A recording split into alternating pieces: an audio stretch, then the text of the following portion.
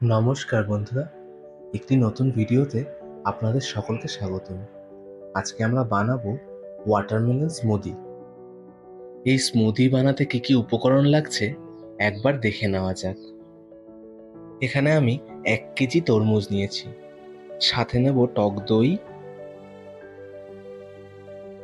গুড়ের গুঁড়ো। আমি এখানে চিনি ইউজ করছি না, আপনারা চাইলে চিনি ইউজ করতে পারেন। সাথে নিচ্ছি একটু লেবুর রস, সামান্য পরিমাণ লবণ এবং চাট মশলা, আর কিছু আইস কিউব। তরমুজটি ছোট ছোট করে কেটে তার সিডগুলো ছাড়িয়ে নিয়েছি। এবার নিচ্ছি একটা মিক্সার জার, তার মধ্যে এই কেটে রাখা তরমুজগুলি দিয়ে দেব।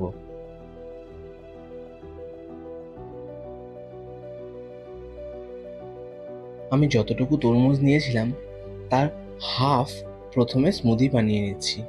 যেহেতু জারটা ছোট তাই পুরোটা একবারে আঁটবে না। তো হাফ পরিমাণ তরমুজের জন্য এখানে নিচ্ছি 4 চামচ টক দই।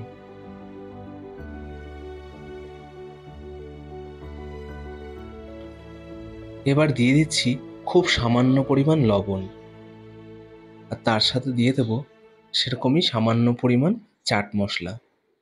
এবার আপনাদের তরমুজ যতটা মিষ্টি হবে সেই আন্দাজে আপনারা চিনি বা গুড়ের গুঁড়োটা ব্যবহার করবেন। আমি এখানে 3 চা চামচ মতন গুড়ের গুঁড়ো ব্যবহার করেছি। এবার এর মধ্যে দিয়ে দেব সামান্য পরিমাণ লেবুর রস। এবার এর মধ্যে 4 থেকে 5 টুকরো আইস কিউব দিয়ে ভালো করে স্মুদি বানিয়ে নেব।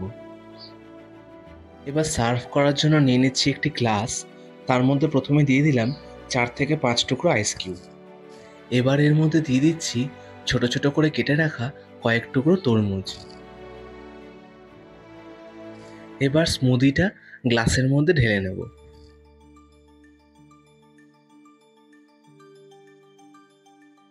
একটা তরমুজের টুকরো দিয়ে গার্নিশ করে নিলেই কিন্তু রেডি হয়ে যাবে আমাদের ওয়াটারমেলন স্মুদি।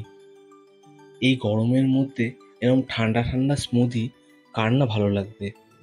অবশ্যই বাড়িতে বানিয়ে ট্রাই করবেন এবং কমেন্ট সেকশনে জানাবেন কেমন লাগলো। এরকমই আরও ভিডিওর জন্য আমাদের চ্যানেলটি সাবস্ক্রাইব করতে ভুলবেন না।